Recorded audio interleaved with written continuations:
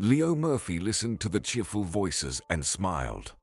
Laughter drifted in from the slightly open window of the living room. "Holly, you remembered." What was the dean's reaction? "He brought it, the fool. Tried to bribe the dean himself." "Mr. Lawrence can't be bribed. He's never done such a thing in his life." Leo smiled. The elderly man carefully took out a tray of succulent fish from the smoker and entered the house. In the spacious cozy room, his friends and relatives were gathered around a huge oval table. "Leo." A woman with neatly arranged white hair jumped up from her seat. "Set it down, Hugh, quickly." She cleared a space on the serving table. "Why did you carry such a weight by yourself?" "Dad, seriously," said a tall man in his 40s, taking the tray from Leo's hands. "Why can't you ever ask for help?" Leo smiled, surveying the living room. Loud voices, happy faces, a warm atmosphere, and a generously laid table. Everyone was reminiscing about the past, interrupting and supplementing each other. In about an hour, someone would pick up the guitar and sing an old familiar song, and the rest would gladly join in. Leo Murphy turned 70. To celebrate, their most beloved and close people gathered at their cozy country house. Former colleagues, old friends. Looking at the guests, Leo felt a pleasant warmth in his chest. What else could he wish for when Leo's life had turned out even better than he had ever dreamed? He approached his wife and hugged her. "Alicia, sit down. I'll handle the fish myself." "Oh, stop it." The woman shrugged. "It's your birthday. Birthday boy. Sit and relax. We'll take care of everything." One of the daughters-in-law, dark-haired Isabel, appeared nearby. "Dad, go mingle with the guests. We'll quickly cut the sturgeon and serve it to everyone." Leo sighed, shook his head, his eyes sparkling with happiness, and stepped away. He sat down at his place at the table and joined the debate about which of the current professors at the university was more promising. Leo had spent most of his life working at one of the most prestigious universities, so now the living room was filled with the city's best professors. "I'm telling you, Leo was the most talented out of all of us," said a huge man with a wild black beard. "I envied him so much. He came literally from the streets, skinny, but with fire in his eyes. And he set his rules, aimed to advance science." The man chuckled, and we all followed suit. Leo playfully punched his friend's shoulder. "Liam, you're lying. But don't get too cocky. You came from the streets, not me. I've been with our alma mater from the very beginning. And you were the youngest professor in our department. Well, by the time, you'd been a professor for 5 years already. Well, I'm also 10 years older than you, Liam. 10 years. The lively debate continued for some time until a knock sounded at the door. Leo and Alicia exchanged surprised glances. Their home was located in a gated community where no one could enter without a call from security. The area was locked down. "I'll go check," Leo said, stopping his wife. Slipping on his boots and grabbing his jacket, he made his way to the gate along the cleared path. Opening the gate, he glanced around. In the snow stood a tiny moped. Next to it stood a short figure in a motorcycle helmet and a yellow vest with the logo of a courier service. The stranger silently handed over a brightly wrapped box and a tablet. Leo signed and took the box. "I wonder, who's this from?" thought Leo. And how did he manage to get here on such a rickety thing? Taking the gift, Leo returned to the house. He placed the box on the mantelpiece and rejoined the guests. "So, who was it?" asked Alicia. "A courier brought a gift." Leo smiled. "I'll check it out later." The cozy gathering in the snowy mansion lasted until 2 in the morning. Loudly bidding farewell and hugging the celebrant and the hostess, the guests began to disperse. Only the Murphy spouses and Leo's assistant, Sean, remained in the house. Alicia, blinking sleepily, headed to the bathroom, while Leo decided to have a herbal tea before bed. Settling by the fireplace, Leo's gaze fell on the courier-delivered gift. Leo took the bright box and carefully unwrapped it. Inside was a smooth, dark wooden box. Lifting the lid, he was surprised. On a velvet cushion lay 2 keys. The square head had a built-in black magnet, and some numbers were engraved on the darkened shaft. Leo turned both keys, but still couldn't understand what it all meant. Lifting the cushion, he found a card at the bottom of the box. On the glossy surface were standard flowers and a calligraphic inscription, "Happy Birthday." Leo flipped the card and read the text written in clear printed letters. "Happy birthday, Mr. Poirot. Well, it's time to get to work for the good of society. You have 3 days to decipher this quest. Pack your things. You'll be working outside the house. If you fail, you'll regret it dearly. You'll lose the closest people to you, and their lives are priceless. Isn't that so?" Leo read the message several times, trying to cope with his astonishment. "Mr. Poirot, what the devil? Why would anyone even think to threaten him?" The elderly man clenched his hand, crumpling the dangerous card. Leo had experienced ups and downs in his life. Life had thrown him many difficulties, but he had never stooped to treachery. What he had achieved now was earned solely through honest means. So who he could have crossed paths. Leo was born into a simple family in the early 50s. Leo's parents worked at one of the city schools. His father was a physics teacher, and his mother was the director's secretary. The family lived in a small one-room apartment in the heart of the city. There was no bathroom in the apartment, and light rarely penetrated through the small windows near the ceiling. However, Leo loved their little cozy home and the small green courtyard overgrown with chestnut and maple trees. The school was close by. Leo's father, Bradley Murphy, had a passion for radio engineering. In the evenings, he would assemble and improve receivers in the tiny kitchen, involving his son in his hobby. From childhood, Leo showed an aptitude for mathematics and technology. So from elementary school, he set himself the goal of getting into one of the most prestigious mathematics faculties. His parents approved of their son's aspirations and tried to help him achieve his dream as much as possible. Leo's childhood and youth could be called happy. The country had almost healed the wounds left by the recent war and was striving towards a bright future. There was a spirit of peace, progress, and new achievements in the air. The youth increasingly leaned towards science. Leo eagerly disassembled and repaired old devices, occasionally bringing home all sorts of junk from the dump. His parents organized joint outings into nature, never refusing to take Leo's friends along. He remembered that time, filled with a constant sense of something joyful, good, and cheerful. And more often than not, that feeling came true. At the age of 17, after finishing school, Leo easily passed exams and became a student. It seemed that nothing else interested the young man in this life except formulas and long chains of numbers. But at the same time, Leo made many new friends among his classmates. He never refused joint gatherings or outings, but the romantic side of life seemed to be a blind spot for him. In faculties of exact sciences, there were traditionally few female students, and those few were in high demand. So the guys from the physics department often cooperated with the humanities faculties for joint activities. Leo couldn't care less about love affairs. Only the sky knows how many maiden hearts were broken because of Leo. The guy always stood out among everyone else. Tall, bright-eyed, with a slightly elongated face and a thick mop of hair. The girls couldn't take their eyes off his handsome face when Leo began to play the guitar a little falsely and hum something quietly to himself. Leo sparkled with humor, capable of initiating playful pranks or organizing spontaneous day trips to the lake. He always had many friends, but any flirtation Leo perceived as something alien. No girl could break through to his heart. Leo could turn any romantic gesture into a joke. Therefore, girls preferred only to be friends with the handsome guy, leaving hopes for love behind. Student life flew by quickly. Lectures, exams, merry gatherings in a friend's apartment, and long walks through the city at night. The final year was approaching. Ahead of the students awaited the time for defending their theses and exams.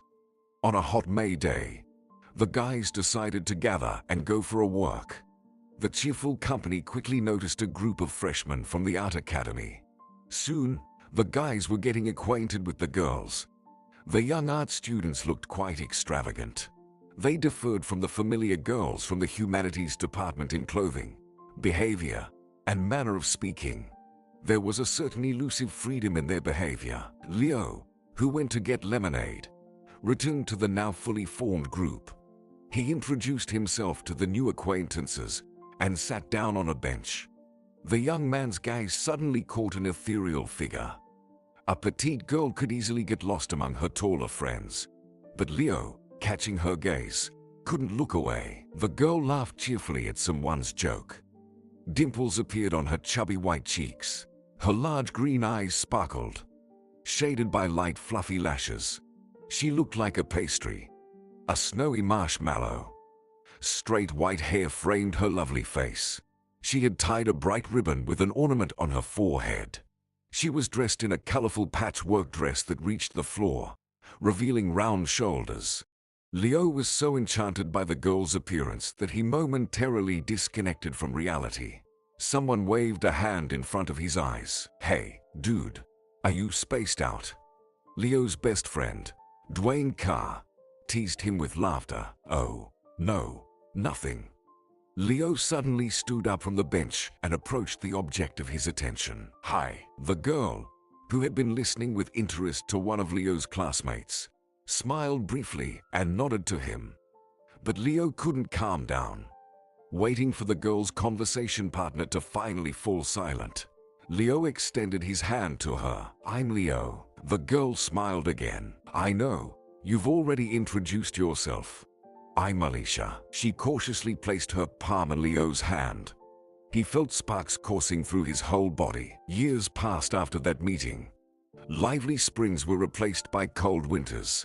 Cities grew, and the country changed. But Leo still remembered the moment when he realized that his heart was ready to beat faster. But only for this girl. Of course, happiness didn't come immediately. ALISHA, accustomed to a completely different circle, categorically rejected Leo's courtship. "Listen, just stop following me," ALISHA gently pleaded. "Choose someone else. Do you want me to introduce you to a friend? Almost all of my classmates want to date you, and I'm not in the mood for dating at all. So I can introduce you to someone else if you want." Leo looked piercingly at his dream and shook his head. "I don't want to meet your friends." ALISHA secretly smiled at such an answer, but outwardly, she remained as cold as ice. Well, Dwayne teased. "She's such a creative personality and doesn't want to communicate with ordinary mortals." "Well, fine, isn't it? An artist. If we want, all artists' girls will be ours, right?" Leo stubbornly lowered his head and continued to awkwardly court his ALISHA. The students from the academy watched the unfolding drama and placed their bets. One fine day, Dwayne couldn't resist and ambushed the girl at the entrance to the academy. "I'm begging you on my knees," Dwayne emotionally shouted, standing on the asphalt in front of ALISHA. "Just go on a date with him, will you? He'll flunk his diploma otherwise." Yes, we mathematicians are science people, quite down to earth. But Leo, you know what? Just chat with him a bit longer, and you'll see. He's a great guy. I'm telling you, you won't find anyone like him in the whole world. I can even give you evidence, if you want. ALISHA looked surprised at Dwayne. In general, Leo and Dwayne looked alike. Both shaggy, tall, in baggy clothes, and with a slightly absent-minded look. Only Leo attracted attention with his amazing face. Dwayne, on the other hand, looked simpler, although he was also liked by girls. Several passing female students looked at Dwayne, who was kneeling, with interested glances. He winked at them and nodded. "Why are you bothering me? What if I don't like him at all? I'm not obligated to date someone I don't like." Dwayne squinted. "So, you don't like him?" ALISHA suddenly blushed. The blush on her fair skin looked slightly painful. It seemed that if you touched the blushing girl, you would definitely get burned. Dwayne chuckled. "I see." "What do you see?" Leave me alone. ALISHA angrily flicked the hem of her long skirt and, lifting her nose, walked around Dwayne, right at the entrance to the academy. Feeling Dwayne's gaze on her, ALISHA embarrassingly stumbled and crashed headfirst into the door. Dwayne thought for a moment, got up from the asphalt, dusted off his pants, and, hopping, rushed to Leo. Gloomy Leo sat in the library, staring blankly at a thick book. For the 14th time, he tried to grasp the contents of the page and write something down. Leo didn't react to the noisy arrival of his friend nearby. Leo, call her again. She'll definitely agree, Dwayne suggested. Young man, the attractive librarian raised her eyebrows at Dwayne. But I'm whispering, protested the guy. Your whisper can be heard in the neighboring town. The librarian crossed her arms. Talk outside the reading room. Dwayne rolled his eyes, and Leo silently stuffed his notebooks into his bag and swiftly left. Dwayne followed suit. You're going to her, aren't you? Dwayne peeked over his friend's shoulder and received a poke in the stomach. Ouch. What are you hitting me for? I'm trying to help you. Leo abruptly stopped and looked at his friend. What do you mean you're trying? What have you done? I haven't done anything. Just check something. You know, she blushed when I mentioned you to her. Hey. Dwayne quickly backed away, raising his fists in front of his face. Don't look at me like that. And don't you dare hit me. I'm the future of science. You have no right to damage my bright mind. My face. Don't touch my beautiful face. Future generations won't forgive you. Having slightly roughed up his friend, Leo calmed down a bit. So, you say she blushed? Yeah, Dwayne said, somewhat disgruntled. You have no conscience at all, Leo. First you hit me, then you talk. It's preventive. Leo replied calmly. Who asked you to go to ALISHA anyway? You did. With your pitiful look, you begged me. Go, dear Dwayne, to my beloved. While I'm looking into a book and seeing nothing, I'll never finish my diploma this way. Remembering that scuffle with his best friend, Leo always smiled bitterly. In life, both before and after Dwayne, there were many wonderful people. But someone like Dwayne, lively, a bit scatterbrained, very open, and always ready to help, was only one.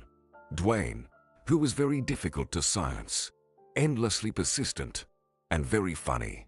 One of a kind. Beautiful ALISHA eventually gave Leo the green light. That's why he successfully defended his diploma. Then came a tumultuous and happy time when graduate student Leo was writing his dissertation, working part-time as a mover, and trying to see his beloved ALISHA every day. ALISHA was either off to plein airs, working on her paintings, or participating in student exhibitions. Time for the girl was becoming scarcer, and Leo suffered, realizing that he couldn't fit into either the bohemian circle or his beloved's tight schedule. At some point, the young couple decided to part ways. They lived in two different worlds. Leo didn't sleep all night, thinking about how to broach the subject. He felt that as soon as he started telling ALISHA they needed to break up, frogs would immediately start leaping out of his mouth. How could you say such a thing to someone you loved to the point of trembling knees? But Leo understood that things couldn't go on like this. He didn't want to suffer himself and burden ALISHA. Finally, after a long break, they met. Leo, seeing his beloved, immediately lost all his resolve. How could he refuse her when she was like this, walking beside him and chatting? Next week we've been invited to the Clark Museum. There will be an exhibition, ALISHA said. Leo stopped, holding the girl's elbow. That's in another city. ALISHA, are you going there? Yeah. ALISHA shrugged. After all, it's part of my education too.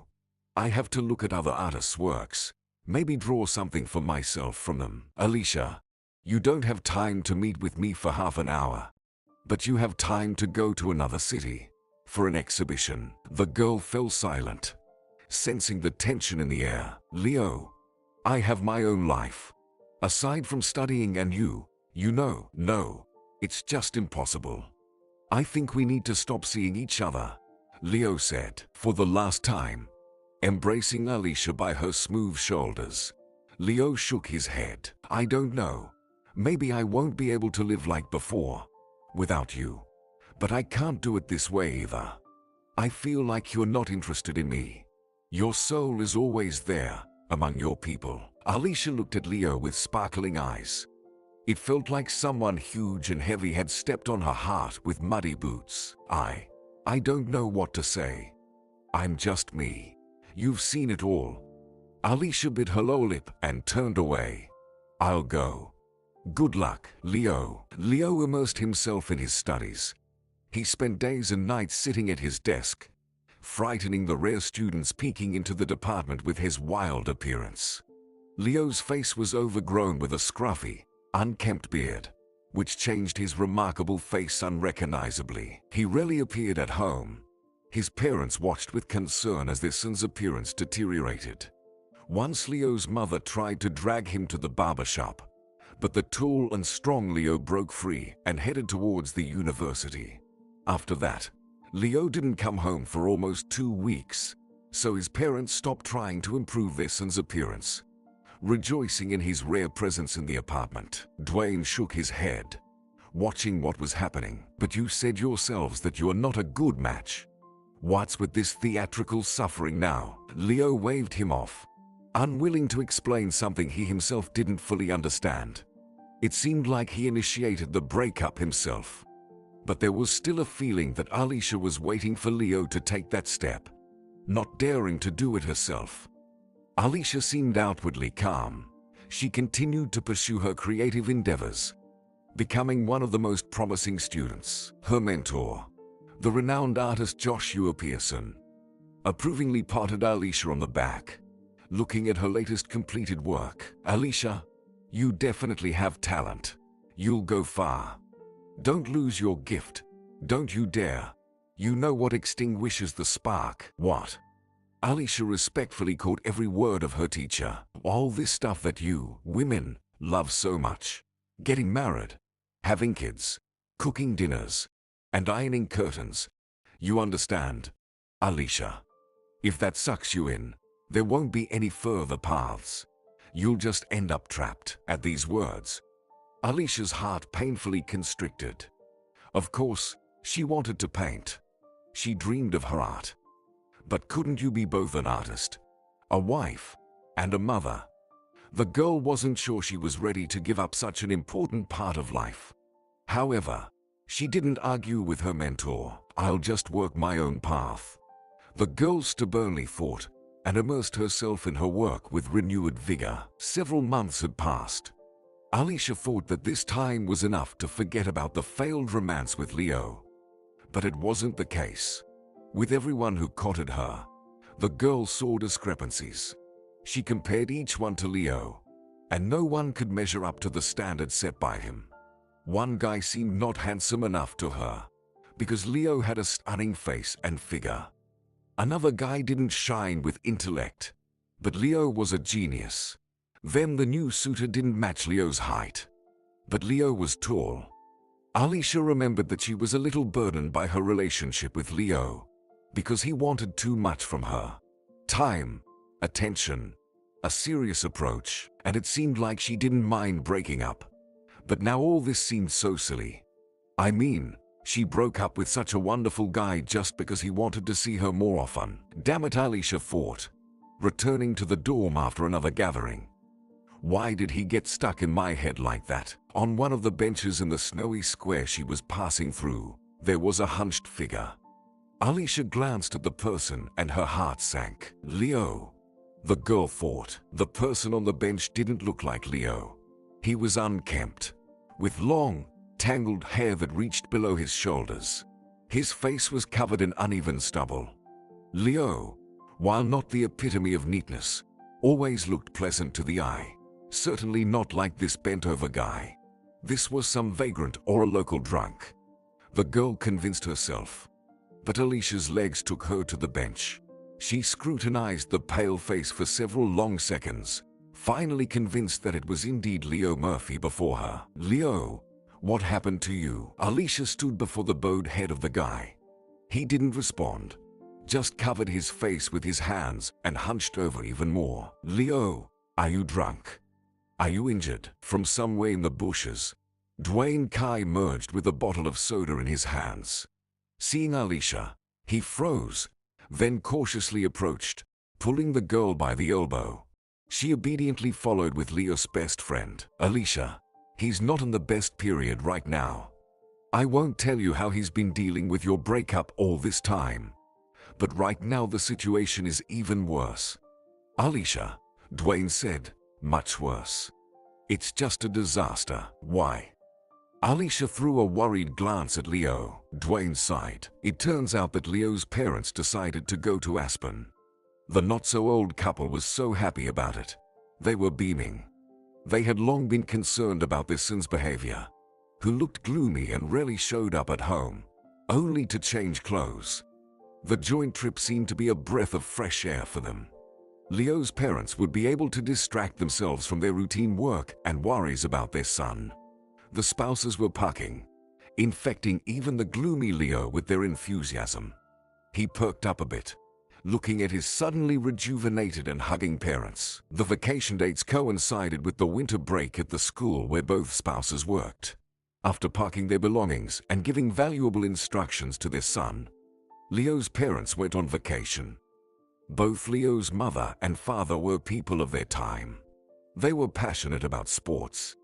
Both excelled at skiing, and in their youth, they went on several challenging mountain hikes.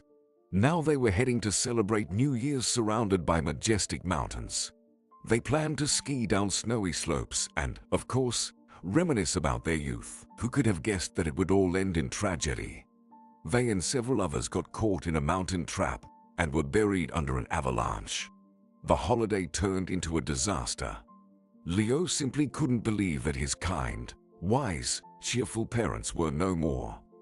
The tragedy was compounded by the fact that rescuers spent a long time searching for the deceased, scattered under tons of snow.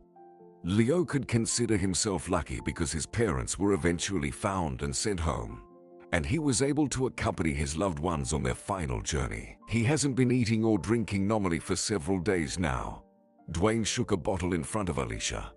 I want to try to feed him while he's weak, because he usually fights it off. The funerals drained the remaining strength from the young man.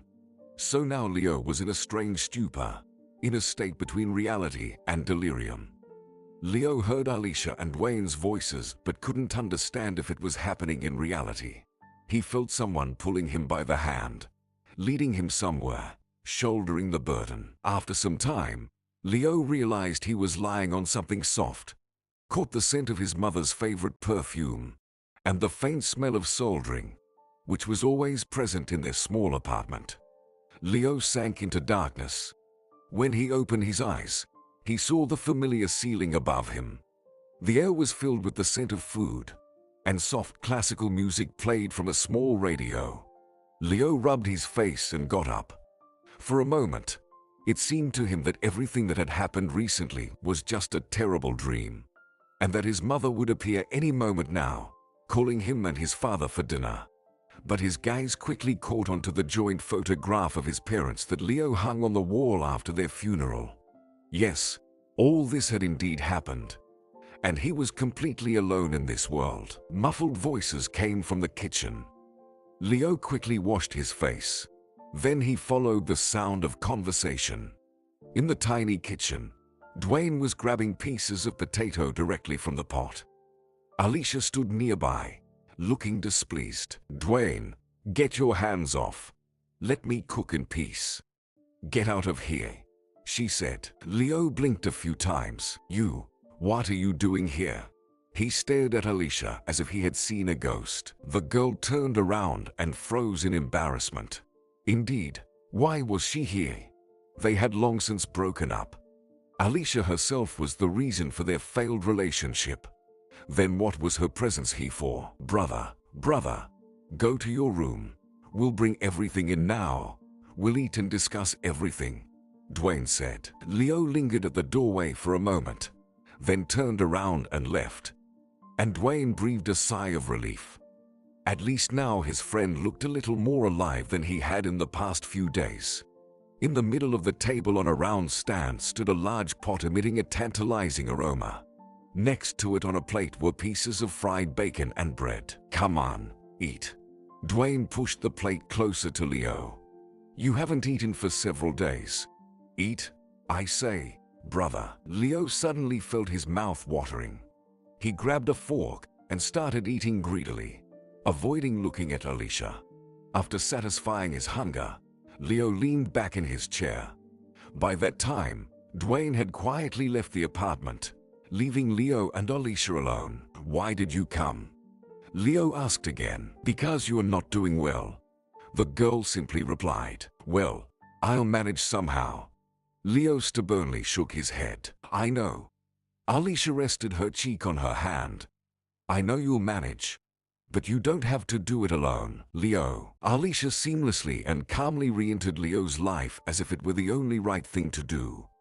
ALISHA moved her things from the dormitory and settled into the run-down apartment with Leo.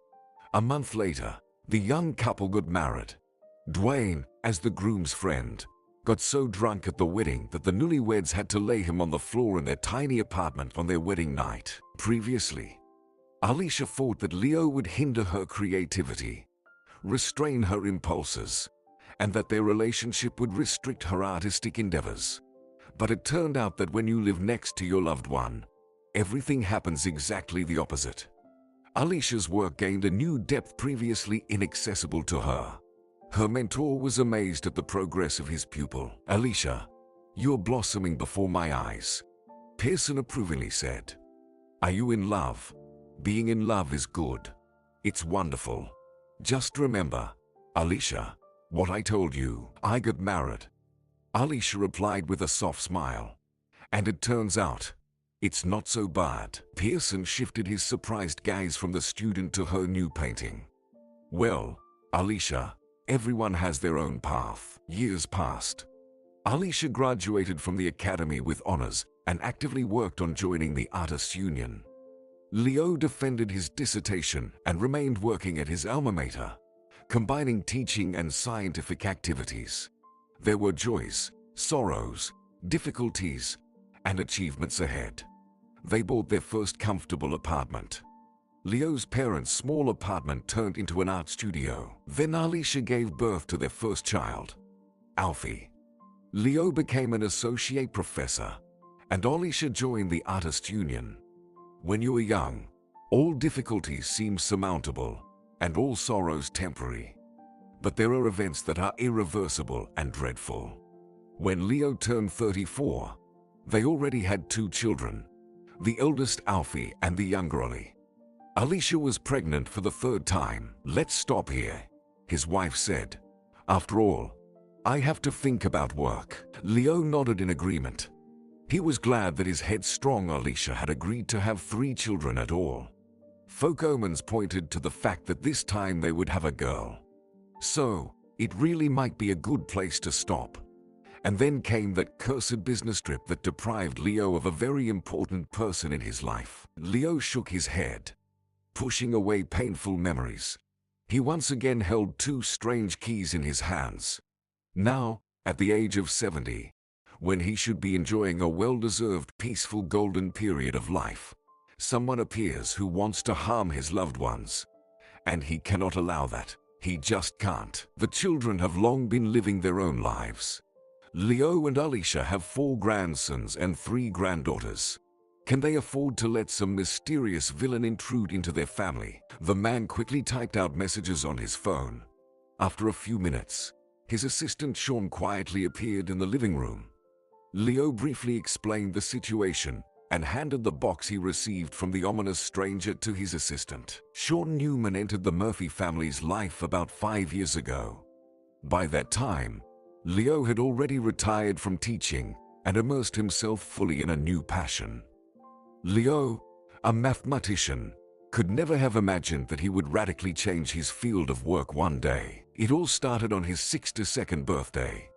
The Murphys had their own tradition for about 10 years before that. A little game of daring. Every birthday, ALISHA challenged Leo. Over the years, They had flown in a hot air balloon, parachuted, gone to the sea, and done many other exciting things.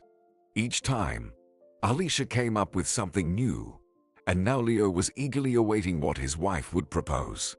Returning home after classes, Leo eagerly entered the living room. In the middle of the round table was a fairly large gift box. "Well, are you ready?" ALISHA approached her husband from behind and hugged him. "Ready," Leo said joyfully, rubbing his hands, approaching the table. "What's in there?" "Well, take a look." She smiled. Leo didn't hesitate and opened the box. Inside was a heavy vintage typewriter. "Write a book for me." ALISHA laughed. "This is my challenge to you. Daring enough. Me? Write a book?" Leo glanced at the bulky typewriter on the table. "But, dear, I'm a mathematician." "Exactly. You've been stuck in your science. I think it's time to try something new. You'll write the book, and I'll take care of getting it published. Or is it still not daring enough?" Leo then pressed a few tight buttons on the typewriter with a loud clack. "My dear, but who uses these nowadays? We have computers," he said. "It's just a symbol. You don't have to type on it at all." ALISHA sat down on the couch. "I'm just really curious about what you'll write." This challenge marked the beginning of it all. Leo approached the task with utmost seriousness. After all, he had never once declined his wife's challenges and had always accepted them. Every evening, he sat down at his laptop and diligently typed away. The typewriter proudly stood on a special round table in his office, symbolizing a new endeavor. ALISHA circled around her husband, trying to peek over his shoulder. "Just bear with me a little." Leo gently pushed his wife away. "You'll see everything when I'm done." Finally, 10 months later, Leo handed his wife a thick stack of pages bound in a plastic cover. For 2 consecutive days, ALISHA read her husband's creation almost non-stop, and when she finished, she approached Leo and hugged him. "You know, you're absolutely unbearable." "Why?" Leo was surprised. ALISHA nodded towards the manuscript lying on the table. "Because for so many years, you've hidden your talent from me, Leo.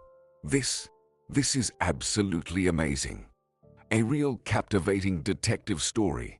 Seriously." Leo rubbed his nose. "Well, don't exaggerate, ALISHA. I really mean it, darling.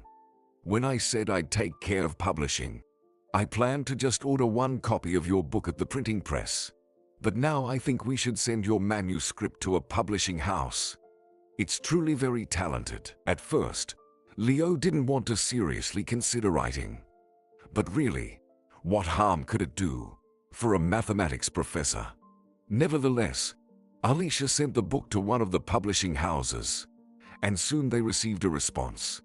Leo was offered to publish his work, and they even suggested signing a contract for the next book. The professor hesitated. ALISHA insisted. In the end, a representative from the publishing house came directly to the Murphy family's home. He calmly explained to the shocked Leo that he was missing out on a gift given to him, and that the professor needed to understand for himself whether writing brought him pleasure. And if so, why would he refuse? Leo thought about it and concluded that yes, he did enjoy creating text, and he didn't even understand how it happened. But soon he was already writing another detective novel. Moreover, this occupation so captivated him that Leo began to consider finally leaving his teaching job and immersing himself entirely in this new endeavor. After completing his duties at the university, Leo solemnly retired, continuing to write book after book. The print runs grew larger. The Murphy name was now known not only among academia. He couldn't believe that such a trivial activity could also bring in money. However, the children and friends supported the former professor in his endeavor. Thus, by the age of 65, Leo Murphy became a best-selling author. It was then that ALISHA suggested hiring an assistant. The thing was, since Leo specialized in detective stories, he had to study quite a lot of materials in various fields to make the narrative sound plausible. Sometimes the information from the internet wasn't enough. so he had to go and study some aspects firsthand. ALISHA worried when he went to remote places to learn something new on his own. That's why Leo's wife insisted on hiring an assistant. Sean was still under 30 at the time. He had worked in the police force for a while, but unfortunately had to resign due to unfortunate circumstances. It wasn't because Sean suffered a serious injury or injured someone else. It was just that the young and promising officer, who aspired to climb the ranks, didn't sit well with someone higher up in the chain of command. So, Sean constantly received backlash from his superiors. Deciding he didn't want to tolerate it anymore and didn't have the strength to fight back, Sean resigned. He was in the midst of searching for a new opportunity when an acquaintance recommended him as an assistant to a detective fiction writer. Sean and the Murphy family immediately hit it off. The assistant eagerly explored new areas alongside his boss. He was tasked with ensuring Leo's safety and assisting him with any professional matters. Moreover, Sean enjoyed living in the mansion and embracing nature. Moving from his small apartment, Sean breathed a sigh of relief. The young man didn't have a fiancée or even a girlfriend yet. Short romantic flings quickly fizzled out. So, Sean wasn't concerned about living in the same house as two elderly people. Reading the threatening postcard, Sean frowned. "All right, Leo. We need to contact the police. Even if this is someone's sick joke, we can't take any risks." "Exactly." Leo slammed his fist on the armrest of the chair. "We can't take any risks. I have a wife, children, and grandchildren. I have to sort this out myself. You stay and keep an eye on the house and ALISHA. Furthermore, we need to hire security for my children's families." "And I—" No, Leo," Sean interrupted. "Hiring security is a good idea, of course, but you won't be dealing with this culprit alone." The men argued quietly for a while. In the end, Leo had to concede. Sean quickly called his friend, the owner of a security company, and arranged protection for all the members of the writer's family. "All right, what's next?" Leo looked at the strange keys again. "Let's say, these numbers. Obviously, they're coordinates." "Well, yes," Sean nodded. "Let's start by checking where they'll lead us." The man brought a laptop and quickly entered the numbers from the key. The point on the map pointed to a city in the north. "All right, let's take a closer look." Sean scrolled the mouse wheel. "Here, there's a building. The Fox's Den Hotel. That's where we need to go." "Apparently." Leo nodded. "Well, Sean, book the tickets." Early in the morning, ALISHA was surprised to find her husband parking a suitcase. "Where are you going?" The woman squinted. "I don't recall you having any plans." "Well, they came up," Leo evasively replied. "I need to go somewhere. It's about the new book. Nothing major." ALISHA shot her husband a penetrating look. "So, all of a sudden, there's a need to go somewhere. Leo, what's going on?" The woman, hearing the commotion, peeked out the window. "And who are those men in black in our yard?" "Tell me." "Well, that's security." Leo hesitated. "The situation, you know, is unsettled. I'm afraid to leave you alone." ALISHA flared up. "What? You used to leave me alone before, and now suddenly you hired security. Quickly tell me what happened." "Ha, darling." Leo kissed his wife's cheek. "I'll explain everything later, but there's no time now. Just trust me. There's nothing to worry about. I've got to go. My flight leaves in 3 hours. I going." Grabbing his suitcase, Leo shamefully fled the marital bedroom, leaving ALISHA outraged. Flopping into the car seat, Leo waved to Sean, who was behind the wheel. "Faster, faster. Let's go." The assistant started the engine and pulled away, glancing sideways at his boss. "Are you running away from your wife?" "What nonsense." Leo turned to the window. "We're just running late." Safely reaching their destination, the men exited the airport building and hailed a taxi, instructing the driver to take them to the Fox's Den Hotel. The building, resembling a large cottage, was surrounded by snow-covered pine trees, with frosty air around and a piercingly blue sky completing the fairy tale scene. Leo got out of the taxi and looked around. The hotel grounds were very spacious. In the distance, individual cottages built in the same style as the main building were visible. It's a shame we're brought here under such circumstances. I wish ALISHA could see this beauty. Leo sighed. Well, once we deal with the threats, you can bring your wife here. Sean nodded approvingly. He also liked the view. After walking along the cleared path paved with wooden stones, the men entered the building. Inside, it smelled of resin, herbs, and wood shavings. At the end of a small cozy lobby was the reception desk. Hello. We need 2 rooms. Good afternoon. The friendly middle-aged woman smiled at the guests. Did you have a reservation? Yes, we did. Sean calmly replied and gave the booking number. Leo looked approvingly at the man. Hiring such a competent employee was indeed a wise decision. After settling into their rooms, the men met at the restaurant on the hotel's ground floor. Ordering food, they began discussing their next steps. So, Leo, if the sender of the package lured you here, he must show up, Sean said confidently. The note said I only have 3 days. Leo nervously twirled the fork in his fingers. And the first day is already coming to an end, and I'm feeling very uneasy. The young man gazed thoughtfully out of the window, where the bright white snow sparkled in the lamplight. Occasionally, small snowflakes fell from the sky, softly settling into the fluffy drifts.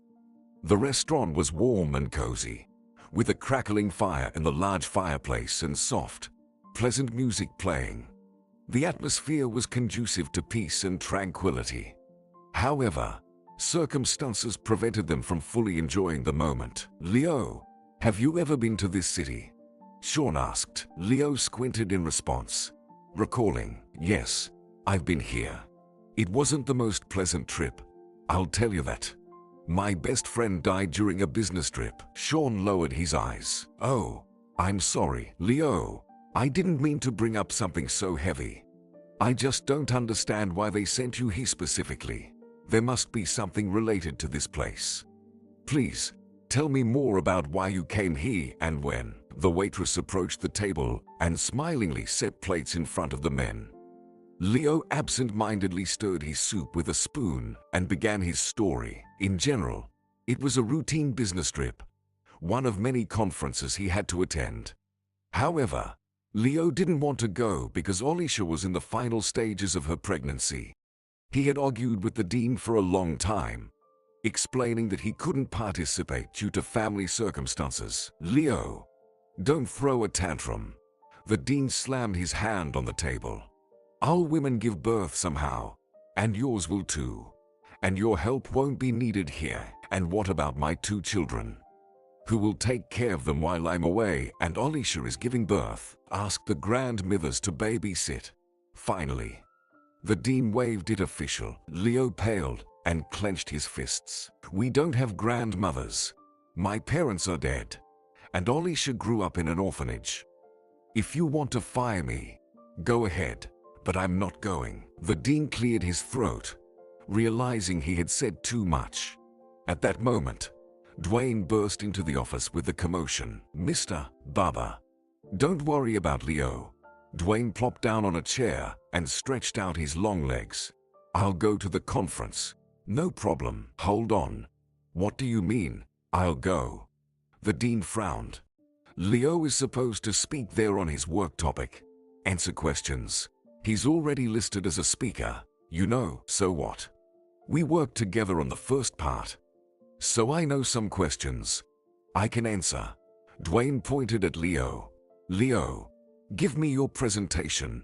I'll study it in advance. If there's anything you don't understand, I'll ask. All right. Dwayne then turned to the dean. Mr. Barber, leave the young father alone. And why am I listed as a conference participant if I wasn't even informed? Leo asked. That's not right. You're making these decisions as if any employee can just take off to the north. Mr. Barber, just look at this manual. He's about to explode with indignation. Dwayne continued to persuade the dean. How will you explain his disappearance to his wife?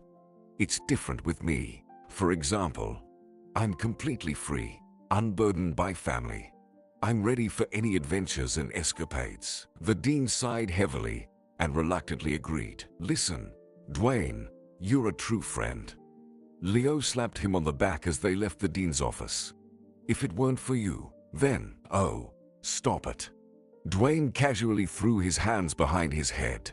Walking down the corridor, I'll go, have some fun, soak up the northern romance. At the appointed time, Dwayne Carr boarded the train and headed to that northern city for the conference. The event lasted a week. After his presentation, the mathematician happily called Leo to report that everything went well. I still have some business here, Dwayne said mysteriously. I met someone. I think this is it. The real thing. I'll tell you all about it later. Honestly, Dwayne, who did you meet? What's with the secrets? Did you answer the questions okay there? Did anyone ask why you were speaking and not me? Leo inquired. Hey, the connection is bad. There's some clicking and buzzing. Dwayne replied. I can't hear anything. Leo, I'll be back soon, and we'll talk. Don't worry, everything's fine. This was Leo and Dwayne's final conversation. 2 days later, the conference participants went fishing. Then Leo received dreadful news. His best friend drowned. Dwayne's body was never found, and Leo blamed himself for the rest of his life.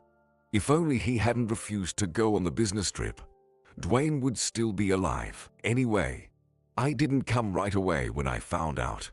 Leo sighed heavily, concluding his story. ALISHA was actually in the hospital at the time. She went into labor early. Our Violet arrived in the 8th month. When ALISHA was discharged, seeing my condition, she suggested going to that city. I came. I walked on the shore where the ill-fated fishing took place. The places there are wooded, and the riverbanks are gentle, but the current is strong. How no one noticed Dwayne's disappearance? I don't understand, Leo said. Were they all drinking there? Then his jacket and boot were washed ashore downstream. Well, I think he slipped. Sean, maybe hit his head on something there. No one saw him and couldn't save him. Oh, what can you do? And Dwayne had no relatives left, so I just erected a memorial obelisk on the riverbank, as I couldn't bury my friend anyway. And after the legal time had passed, he was declared dead. Then we did everything there, in his hometown. We did everything as it should be. After Leo's story, Sean pondered. Strange coincidence. You were summoned to this city specifically, weren't you? It seems like nothing connects you with him except for that old tragedy. We need to thoroughly investigate this, Leo. If this story resurfaced, it means it matters. In any case, one of the keys had coordinates to this hotel, so we need to find the right lock. Leo then pulled out the key. Both men examined it for a while. It's antique, Sean said, and small in size. It looks more like a key to a cupboard or dresser than to a door, for example. It can't be for a cupboard in another room. Still, the task must be solvable, Leo. So we need to inspect all common areas. Let's take a tour of the hotel, Leo suggested, and his assistant nodded in agreement. The men settled the bill and stepped out into the lobby again. There was a different woman at the reception desk, much younger than the previous one. Hello, Sean greeted politely. Good evening. The girl smiled. Her bright green eyes sparkled with joy. Can I help you? Yes, dear. You have such a wonderful hotel. Thank you, the girl said. It's really very beautiful here. Yes, very beautiful, Sean replied. And the architecture is so unusual. And the grounds are very picturesque. We would like to explore here. Is that possible? The man glanced at the badge hanging on the girl's chest. Vivian, perhaps you could give us a little tour. The young woman nodded and turned towards the entrance to the utility room. Mrs. Wilkerson, could you man the front desk for a bit? I'll show the guests around and explain what we have here. she said. A staff member who had checked in Leo and Sean appeared in the doorway. Of course, dear Mrs. Wilkerson smiled. Go ahead, I'll stay here. Vivian quickly threw on a wool coat over her shoulders and stepped out. Follow me. The girl led the men behind her. First, I'll show you our winter garden. Leading the guests to the top floor, Vivian pushed open the double doors, revealing a spacious hall. Part of the roof was made in the form of a huge window, allowing sunlight to pour in during the day. Numerous plants and miniature trees filled the air with a moist woody scent. Cute benches with wrought iron decor, round small tables, and wicker chairs were scattered around. So, dear guests, here you can have coffee or breakfast, Vivian explained. You just need to make a reservation in advance. The girl pointed to a tall, slender tree. And this is a real cherry blossom from Japan. One of our guests gave it to us. The men looked around the garden, admiring the beauty of the plants. The girl then took them through the other common areas, showing and explaining what guests could do during their stay at the hotel. Come on, let me show you the living room. Vivian led the men and took them to the third floor. In a very large room, cozy like the restaurant downstairs, a fireplace was burning. There was a billiard table here. Several men were casually playing. Along one of the walls stretched shelves lined with books. Leo approached them and started flipping through the spines. Would you look at that? Leo pulled out a chubby volume. Didn't expect to find something like this here. Vivian glanced briefly at the book, her face taking on a cold expression. She muttered to herself, "What's this filth doing here?" And Sean didn't miss it. He quickly read the title of the book, then glanced at the author, Murphy L. It said on the book. Sean raised an eyebrow. What a strange reaction from the girl. The assistant made a subtle gesture to his boss. Leo understood that it wasn't worth broadcasting that he was the author of the book. Do you not like detective stories? Sean asked Vivian. Why wouldn't I?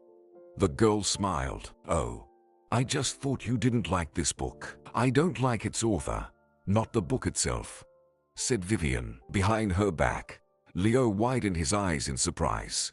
What had he done to offend this stranger in this distant city? And why is that, may I ask? Sean carefully returned the book to its place. Oh, the girl hesitated. He's just a bad person. But it's not important. In Vivian's pocket, her mobile phone rang. She quickly picked up the receiver. Then, after a short conversation, apologized to the guests. Sorry, I need to go back, she said with an embarrassed smile. I've shown you everything, especially since it's already dark. It's better to see the grounds outside in the morning. The men thanked Vivian and said goodbye to her. Sean watched her leave and then turned to Leo. Oh, interesting, he said. Why does she think you're a bad person? Boss, you're not hiding anything from me, are you? Stop it.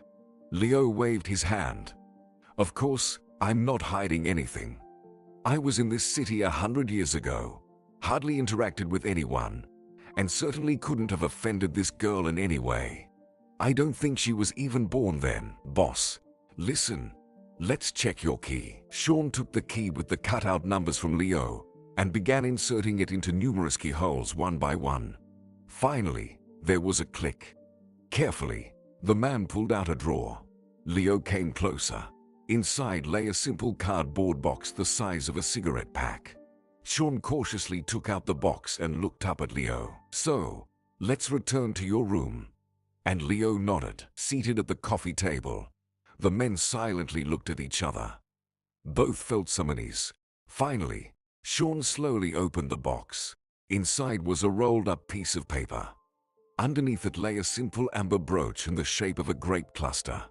Leo took the sheet from his assistant and unfolded it. Congratulations, Sherlock. You found the first clue. Look at this thing. Doesn't it remind you of anything? Does your conscience bother you anywhere? I'm giving you a chance. If you don't correct it, at least try to redeem your sin a little. Use the second key where your game began. Many years ago, Leo read the strange note aloud several times. The brooch did seem familiar to him, but he couldn't quite grasp the fleeting memory. Where had he seen it? Meanwhile, Sean was puzzled. So, what's with this set of words? I don't understand. What sin is being referred to? Boss, if you are hiding something from me, I'm not hiding anything, Leo said. Let me think. I definitely saw this brooch somewhere. But where? Leo closed his eyes, trying to remember. Meanwhile, Sean examined the jewelry in his hands. It's clearly not valuable, just an ordinary amber brooch. Looks like typical costume jewelry. Where do they mainly mine amber in New Jersey? New Jersey.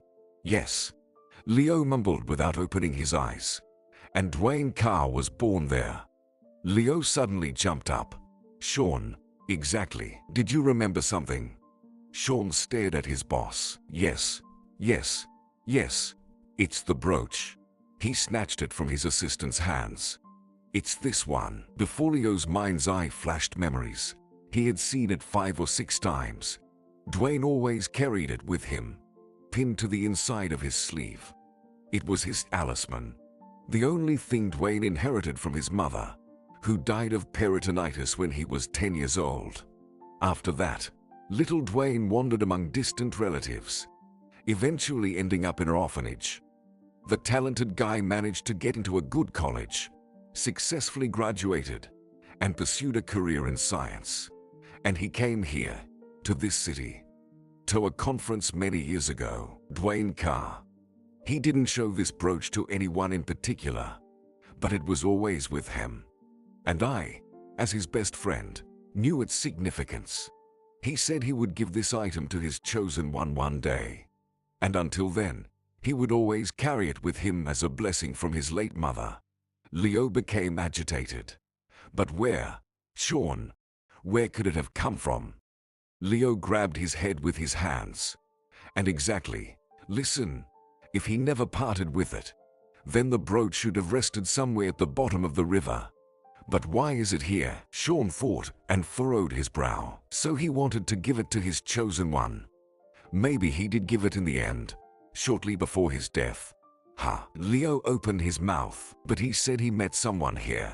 He called and was in such a joyful mood, promising to tell everything later. But that never happened. The men looked at each other, not knowing what to do next. It turns out, all this strange business is related to Dwayne. Leo sighed deeply. But since his death, Sean, it's been 35, almost 36 years. Why now? And what could all this mean? I can't find. Sean ran his hand through his hair. You know, I was puzzled by that girl's reaction, Vivian, when she saw your book, boss. Remember, she said you were not a good person. Perhaps it's worth looking into. I'll go try to chat with her. The man jumped to his feet and left the room. Leo remained sitting in the armchair, feeling utterly drained. He was 70 years old. He had lived a long, interesting life. In general, he planned to enjoy at least another 10 years of well-deserved rest, surrounded by a loving family and, of course, friends. But now Leo felt completely devastated. The forgotten past suddenly burst open with a crash and intruded into his cozy everyday world. The sense of guilt, dulled over the years, pierced the elderly man's heart again like a sharp knife. How did Dwayne spend these last days? Whom did he meet? Whom did he leave his mother's legacy to? Leo suddenly groaned painfully. He felt the pain of losing his friend again. Moreover, now that he knew how full and rich life could be, the thought that Dwayne died without experiencing much, very much, pierced him even more sharply. Leo remembered the intense emotions he experienced when his children were born. How wonderful were the evenings spent with his beloved woman. How pleasant and joyful it was to watch the growing children. The children became more independent, flew out of the parental nest, started their own families. Leo felt again the pleasant excitement he had when his eldest son announced that he would have a grandchild. A grandchild. And all this Dwayne could no longer experience, understand, or feel. Sean returned to the room. Well, Vivian will only be available tomorrow morning.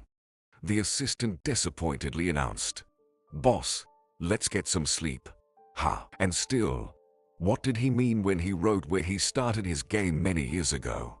Leo muttered, Boss, tomorrow, everything's tomorrow." Sean was adamant. "Go to bed. If you give yourself a heart attack, your wife will kill me. Understand?" Leo sighed and went to prepare for sleep. The next morning, Sean, without visiting his boss, went down to the reception desk. Vivian was not there yet, so the man settled into a comfortable chair in the lobby, lazily watching the people passing by. After about 20 minutes, a man in a business suit entered the lobby. He approached the reception desk and asked something to the administrator. She answered and turned the screen of her laptop to him. Interesting. Probably someone from the hotel management, Sean thought. At that moment, Vivian entered the hotel. Seeing the man at the front desk, she almost skipped over to him and hugged him. And he patted the girl on the head and exchanged a few words with her. Then, smiling, the man left. Sean approached Vivian, who was just taking off her airy white coat. "Hello." He greeted the girl. "Good morning." Vivian responded. "How are you finding it here? Will you go see the grounds today?" "Yes, of course we will," said Sean. "Are you working today too?" "No, I have a day off, but I need to quickly send some documents, so I came in," Vivian explained. "What do you think about having lunch together?" Sean asked, pausing for her response. Vivian's gaze cooled. "So you're here for a no-strings-attached romance?" No, not at all." The man was calm. "I just wanted to ask you something. I'm not the type to start intrigues, believe me." The girl still looked wary. "And what do you want to ask then?" "Well, you see, it's a bit delicate. I really don't intend to bother you, even though you're a very attractive girl. Especially since I can see very well that I'm not of interest to you." Sean chuckled. "And you've just hugged another man. Would I dare flirt so shamelessly with a woman who's already in a relationship?" "Well," Vivian hesitated. "Okay, then, let's meet here at 1 o'clock. Do you want to have lunch at our restaurant?" "I'd rather not. You work here. It wouldn't be very convenient. I suggest we go somewhere in the city." "Well, okay." Vivian nodded. "See you." Leo had just woken up. The elderly man called his wife. "ALISHA, are you okay there?" Leo asked, his heart pounding. "I'm fine. But what about you?" ALISHA's voice carried a stern tone. "You left somewhere without explaining anything." "ALISHA, I'll definitely tell you everything. Just take care of yourself and listen to the security." "You listen to them yourself." She breathed discontentedly into the phone. "Okay, that's it. I have things to do. Call me if you finally want to explain everything to me." The call ended. Then there was a knock on the door. Leo let Sean into the room and went to the bathroom to wash up. Meanwhile, the assistant reread the note from the stranger and carefully examined the brooch. Finding nothing new for himself, the man patiently waited for his boss and briefly conveyed his conversation with Vivian. "I don't know what you want from her. She definitely has nothing to do with this, Sean," Leo remarked. "Well, maybe not directly," Sean retorted. "But, you see, Leo, I feel like there's some connection. Let's think about what was meant in the note. Where did the game begin?" "Well, if we assume that during his time here, Dwayne had a romance with someone, and such a serious one that he gave his precious brooch to his beloved. Where did all this begin?" Leo sighed. "How can we even find out? How? He didn't have time to tell me anything. And the main question is, why am I even involved in this? Why does this mysterious sender accuse me of something? Does he think I'm responsible for Dwayne's death? Well, suppose I think so too." Leo grimaced painfully. "Oh, Sean, if only it weren't for me." "All right, boss, stop it. I know the whole story, and there's no guilt on your part here. Obviously, there's something else going on here. Leo, by the way, did your friend leave any belongings behind?" "Well, of course. He lived in an apartment, so there were his books, clothes, some odds and ends. We took it all to the department. Left some things there as a keepsake. Dwayne didn't have any relatives. Sean shook his head. No, I mean not that. The man gestured around the room. Here, in this city. He stayed somewhere during the conference. Right. Where? At a hotel. Who took his belongings from there? And Leo fell into thought. Well, listen, I don't know. At least I didn't take them. And I arrived here a month after his death. Most likely, the police took them. Sean picking up the brooch from the table. Leo, allow me. I'll borrow it for a while. He got up. You think it over. And I'll still have a chat with this Vivian. Leo absent-mindedly nodded at Sean. Vivian nervously waited in the lobby. Sean looked at the girl from a distance. She certainly attracted attention. Sean was used to different women. Bright, confident, loudly declaring themselves. And Vivian had a certain delicacy about her. Porcelain delicate skin, blue veins on her temples, slightly wavy hair casually pinned up. A face without makeup, bright green eyes, long lashes, pale lips, a slightly upturned nose, petite hands, without a manicure. If Sean hadn't been here by the force of unfortunate circumstances, he would have definitely been interested in such a girl. The man immediately remembered the stranger Vivian had hugged and bitterly smirked. However, she already had a relationship. So what's the point of all these thoughts? Sean approached the girl. Well, ready? He smiled. Vivian nodded in response, and they headed for the exit. The young man had already ordered a taxi in advance, so they quickly reached the city center. I've booked a table at a local cuisine restaurant. Oh, you're probably tired of local dishes. Why didn't I think of it right away? The man muttered. Not at all. I love our cuisine very much. Vivian smiled at him. Let's go then. After placing their order, they looked around in silence for a while. Vivian, why did you say that the writer Leo Murphy is a bad person? Sean suddenly said. She blinked. This question clearly caught her off guard. Why does that concern you? You're a journalist, right? The girl squinted. No, not really. It just so happens that I know him, and your statement surprised me. He, believe me, doesn't look like a bad person. Oh, Vivian exhaled, furrowing her brows angrily. Of course he doesn't look like one. A model family man, a professor, 3 children, lots of merits, writes books. Sean was slightly taken aback, but still nodded slowly. Well, overall, yes, he has a good family. He was into science. Now he writes. That's all true. But what's so awful about that? Vivian, this what she almost shouted. Do you know that he deceived a simple girl? Said he would marry her, but lied.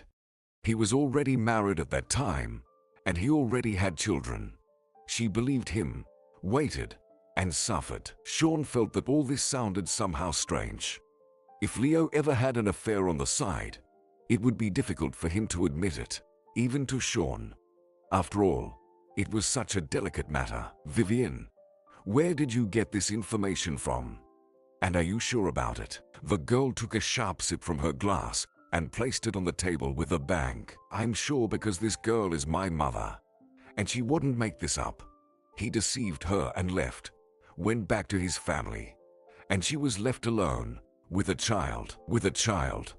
Sean couldn't believe it.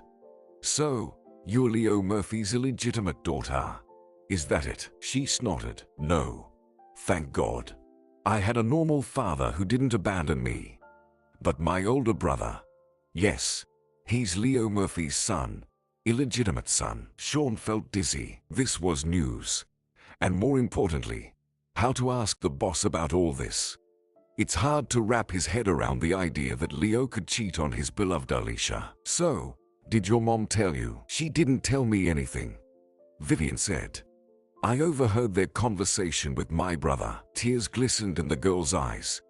At that moment, She felt so hurt for her mom that her heart simply broke into pieces. Vivian had been very close to her older brother since childhood. They had an 8-year age gap, and Cameron had practically been taking care of his sister since her birth. The boy loved his younger sister very much, and Vivian idolized her brother. They had such a wonderful family. A big, bear-like father, a beautiful and stately mother, and 2 friendly children. But when Vivian turned 8, she heard something that shook her belief in the family's perfection. Cameron was 16 at the time. The teenage years were taking their toll. The boy occasionally skipped school, came home late, and sometimes smelled of tobacco or even alcohol. Nothing supernatural, just a regular rebellious teenager. At one point, Cameron came home past midnight. His mother tried to talk to him. However, the audacious boy just brushed her off and rudely replied, "Don't bother me." The father intervened. After a verbal altercation, he slapped Cameron. Vivian was already asleep, but she woke up hearing the sounds of the argument. Yawning, the girl came out of her room and witnessed a disgraceful scene. The beautiful and kind mother grabbed the hair of the big and strong father. "Don't you dare hit my son," she hissed. "You have no right to hit my son. Do you understand?" The always calm father looked terrifying. Hearing his wife's words, he forcefully removed her hands from himself and looked at her with terrifying icy eyes. "Your son. Yours. So, I'm only supposed to provide for, feed, clothe, and shoe your son. And you'll raise him yourself?" "Yes, myself." The mother breathed heavily, staring at her husband with hatred. "You're not his father, so you have no right to beat him." Little Vivian gasped in horror. Why was Mom telling Dad he wasn't Cameron's father? Why was she looking at him with such malice? What did it mean? Cameron, pale and confused, stood in the corner, his back against the wall. The teenager's lips trembled. At one point, he saw his sister, standing in the dark hallway, her eyes filled with tears. The boy immediately pulled himself together, walked past the arguing parents, picked up his sister, and carried her into the room. "Don't worry. Mom and Dad just had a fight." Vivian nodded, afraid to ask the dreadful question. She didn't want to know why her mom said all these horrible things to her dad. But from that day on, the relationship between her parents began to deteriorate. Vivian heard more and more subdued arguments behind the closed bedroom door. Cameron, too, grew gloomier with each passing day. They used to be very close to their father, but now there seemed to be no trace of that friendship.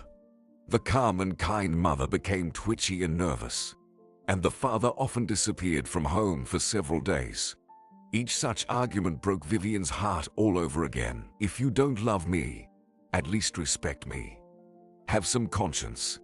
I raised the boy since he was 3, and you humiliate me in front of him because you shouldn't hit him. Don't come near him at all, you hear me? Somehow, I'll manage with my own son without you. You're nobody to him. Nobody." After a year of such life, the parents divorced. The father gathered his things and walked into his daughter's room with a sports bag in hand.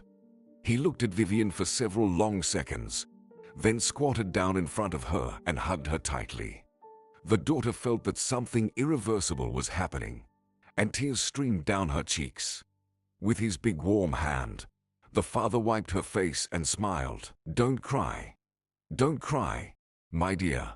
I won't live here anymore, but I'll come to see you often, all right?" Vivian nodded, trying to hold back the sobs welling up inside her. After her father left, her mother remained in a state of shock for some time. She wandered around the house, doing something automatically, went to work, came back silently, cooked food, and went to bed. It seemed like she couldn't come to terms with the fact that the person who was ready to whisk her off her feet and carry her in his arms had so treacherously and irreversibly decided to leave her. However, despite everything, her mother eventually recovered. Cameron took on the main responsibilities for his sister. Leaving his teenage antics in the past, The boy diligently checked Vivian's homework, picked her up after school, and occasionally took her to the movies. He did everything to distract his little sister from the sudden changes. It was as if the teenager felt guilty for breaking up the family. If he hadn't talked back to his mother back then, his father wouldn't have lost his temper and hit him. And his mother wouldn't have said those offensive and frightening words to him. Father, as promised, indeed visited often, but he only interacted with Vivian, ignoring Cameron completely. From her brother's expression, the girl could see how hard he was taking the break with Dad. Yet, as if to spite his ex-wife, the man strictly followed her instruction not to engage with his son. Vivian wasn't quite little anymore, so she was beginning to understand some things, but still didn't fully grasp why her mom and dad got divorced. When Vivian turned 12, something terrible happened. Her most beloved father, the one she adored above all else, passed away. The big, strong man went to sleep and never woke up. His heart stopped during the night. Neighbors found him quite quickly, but it was already too late to save him. Mom took the news of her ex-husband's death hard, but she didn't revert back to her post-divorce state. By that time, Cameron was already studying at a university in another city, but he came back for the funeral.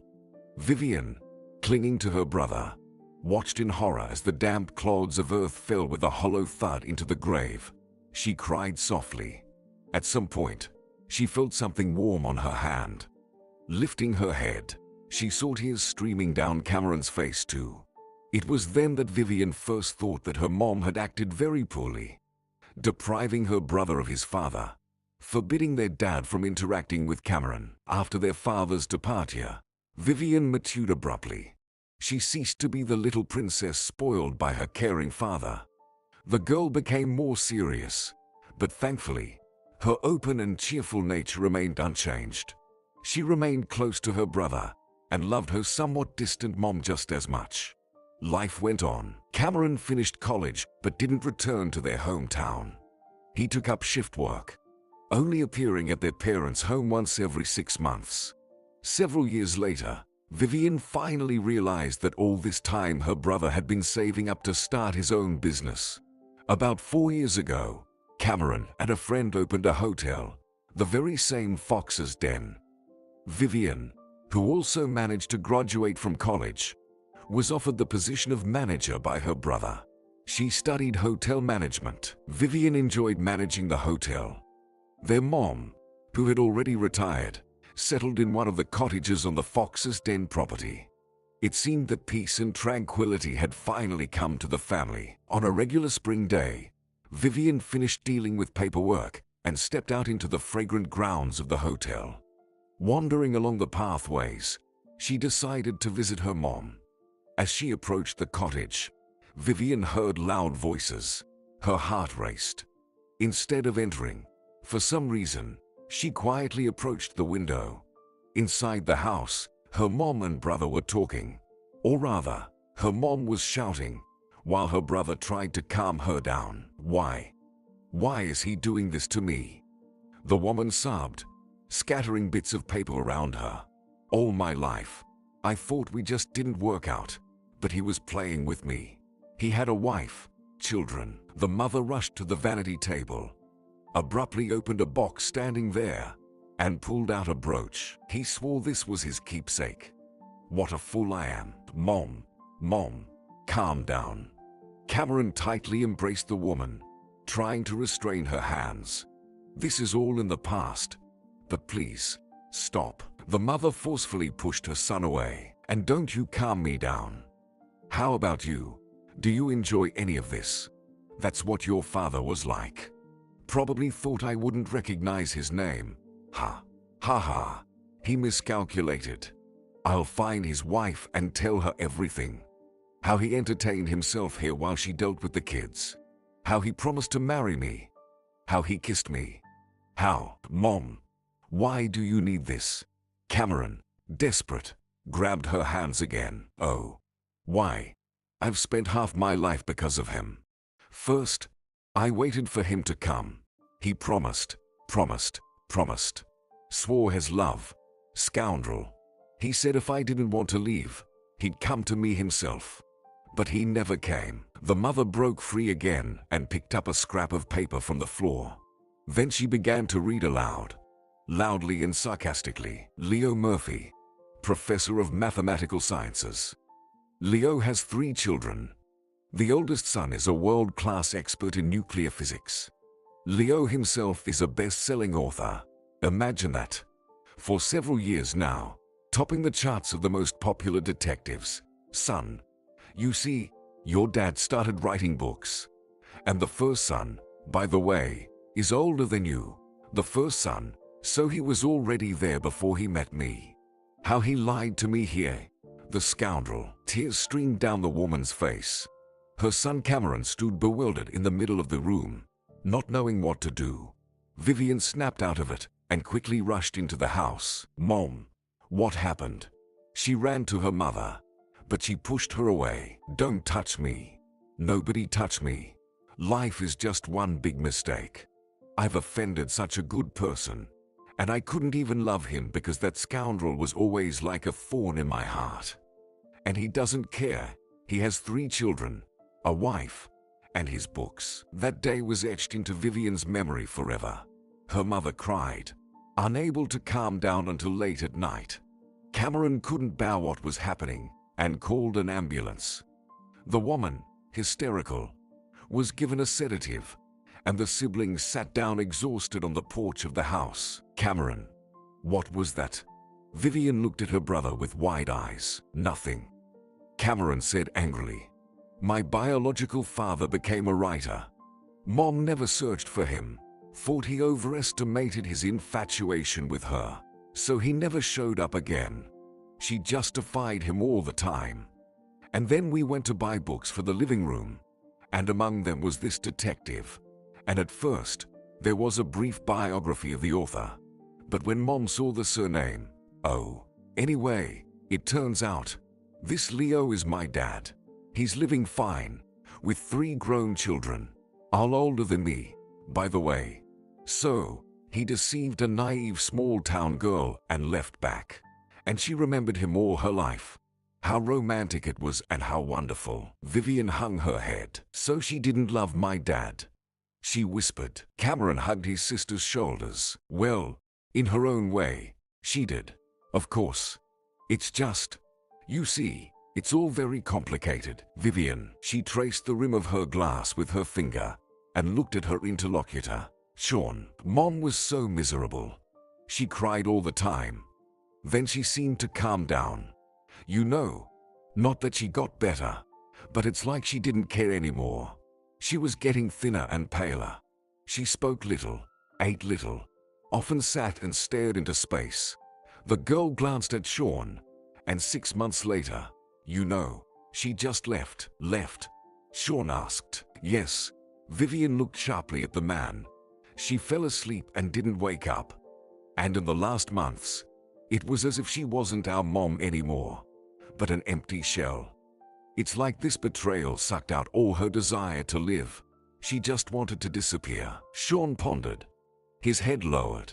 He already suspected who the sender of the package was, but didn't quite understand his motive yet. Vivian, you know, I think this is all just one big, huge misunderstanding. What do you mean? She furrowed her brows slightly, a hint of anger in her tone. Sean, are you going to defend your Leo again? The man hesitated. Not so much defend. I just think it wasn't him. Not him. Your brother Cameron's father. You understand? Vivian stood up. You know, Sean, let's stop. I understand that you're probably close to him. But I've told you about my family tragedy, and I'm not going to listen to excuses for this man. Sean sighed, quickly paid the bill, and hailed a taxi. They rode back in silence, each lost in their own thoughts. Vivian entered the hotel, bid Sean a curt goodbye, and disappeared into the back room. Meanwhile, he went upstairs and knocked on Leo's door. There was no answer. Sean took out his phone and dialed. The subscriber was unavailable. The writer's assistant suddenly felt a chill run down his spine. While he was talking to Vivian, Leo was left alone in the hotel with that person who was writing the threatening notes. Was that really the case? Sean grabbed his head. Think. What to do? Skipping steps, Sean dashed downstairs. He hurried back to the front desk. Hello. Please call Vivian, Sean requested. The receptionist looked at him in surprise. She's already gone home. It's her day off. Where does she live? The woman behind the counter smirked. Do you really think I'll give our manager's address to just anyone? No, of course not. I meant, how far does she live? I won't say. The woman crossed her arms over her chest. I'm begging you. This is a matter of life and death. Please contact her, Sean pleaded. The receptionist looked at the visibly pale man with skepticism. Meanwhile, Leo opened the door apartment. While Sean was absent, he continued to ponder what the note meant. As all clues pointed to Dwayne Carr, Leo tried to think logically. The only connection Dwayne had with this town was a business trip 35 years ago. Leo distinctly remembered that Dwayne came here by train, not by plane. Leo scrutinized the key with the built-in magnet. One crazy thought came to his mind. He grabbed his phone to call his assistant, but the assistant was unavailable. He's probably still talking to the girl, Leo thought. Well, I'll just check. He called a taxi to the station. Walking through the spacious hall and reading the signs, Leo descended to the basement floor and found the room with the storage lockers. After another glance at the key and finding no locker number, he took out the note from his pocket. In the corner of the paper, there was an indistinct number 79 embossed. Leo quickly located the locker with that number and nervously inserted the key. Frankly, the elderly man didn't have much hope. It was surprising that they still used regular keys here instead of electronic ones. Nevertheless, the door clicked open. Leo peered into the small compartment. There lay another note and another key. Leo sighed. So, he had to search for another suitable lock again. Nevertheless, the note simply said, "It's time for you to remember everything," and an address was provided. Leo took the key and the piece of paper with the address. Then, after some thought, also grabbed the key to the locker. Calling a taxi once more, the elderly man gave the address indicated by the stranger. Soon, he found himself near a regular apartment building. Leo got out of the car, found the right entrance, and cautiously climbed the stairs. His heart pounded in his chest. Leo considered calling his assistant again, but when he took out his phone, it was just showing a black screen. His battery had died. All right, the man thought, approaching the door. Either way, everything will be fine. He unlocked the door and stepped into the darkness. Meanwhile, Vivian reappeared at the reception desk. The expression on her face didn't bode well. Will you leave me alone or not? She hissed to Sean, pulling him away from the curious administrator. I am not going to listen to anything about that scoundrel Leo Murphy. Do you understand? And why do you need it?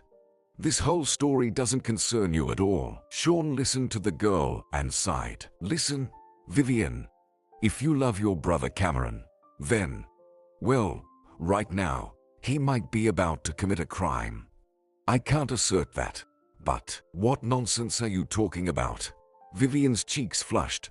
Cameron is going to. This is absurd. My brother is the kindest person. Know that. Well, what if he decides to take revenge for your mother? How so? Vivian snorted. Unless he informs his wife, Leo's wife, about how her husband cheated on her here 100 years ago. I'm afraid it's not that harmless. Listen to me. Sean briefly told the girl about the mysterious package, the keys, and the notes. You see, Vivian, after your story, I'm almost sure that your brother Cameron, who considers my boss his biological father, is behind all this. Vivian stared at the floor, clearly trying to gather her thoughts. Cameron couldn't. And why? And what to do? Oh God. But he's not going to kill him, is he? The girl clasped her hands to her burning cheeks. Vivian. Sean reached out and gently took her by the shoulder. Please. Think. Just think. Where could he have lured his alleged father? Stop calling him alleged. The girl snapped angrily. It's obvious that your boss committed a sin. It's not worth defending him. She paused, but still, it can't be.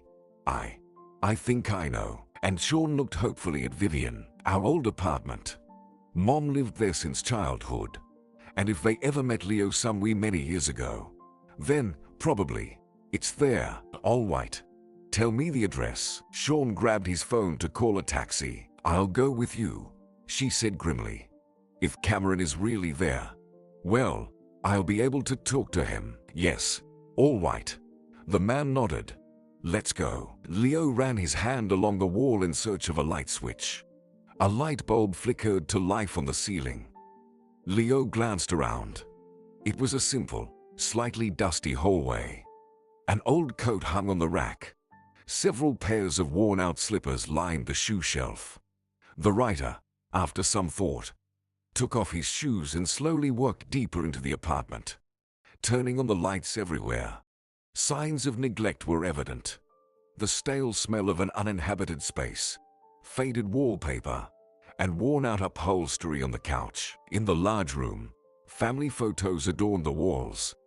A graceful woman with wavy hair, a tall, burly-bearded man, a boy around 10 years old, and a tiny girl in a floral dress and a Panama hat.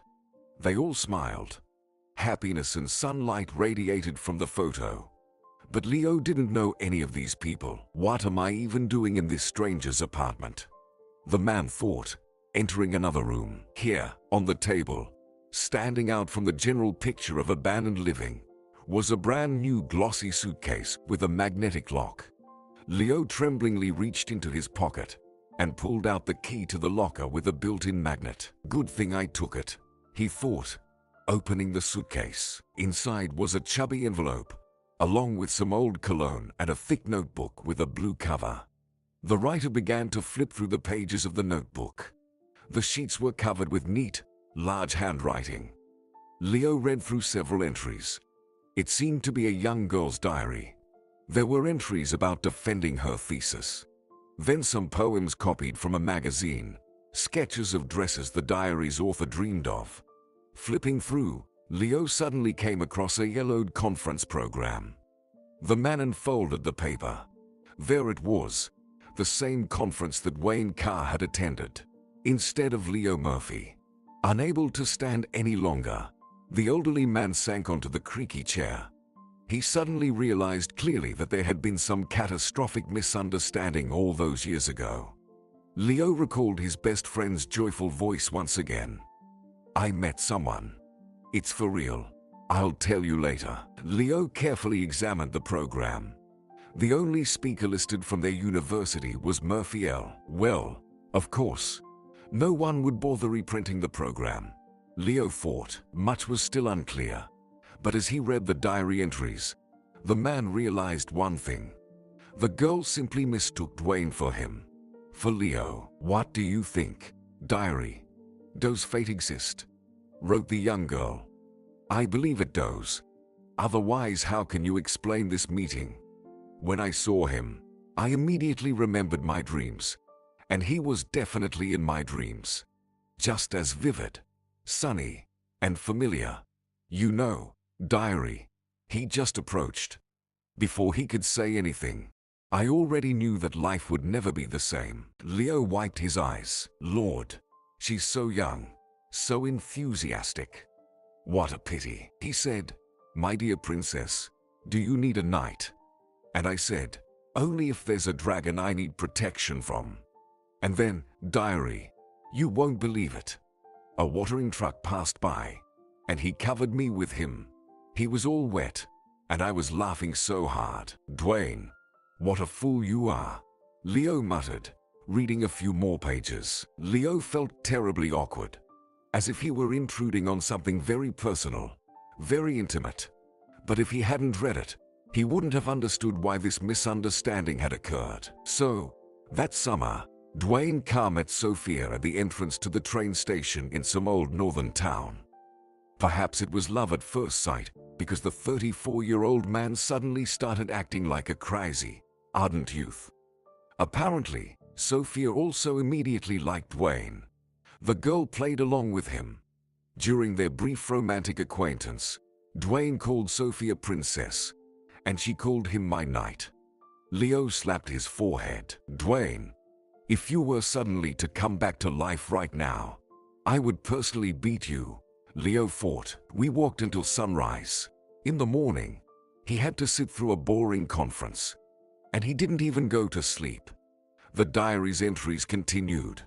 When the sky turned pink, he kissed me and ran off, only to return a few minutes later with a bouquet of forget-me-nots. Lord, where did he find them? Between the pages lay a dried and yellowed, but carefully preserved, little bouquet. The two lovers maintained the princess and knight game for a whole week. Dwayne swore eternal love to Sophie and, as a sign of fidelity, gave his princess his mother's most precious treasure, a brooch. In general, Dwayne didn't deliberately conceal his identity.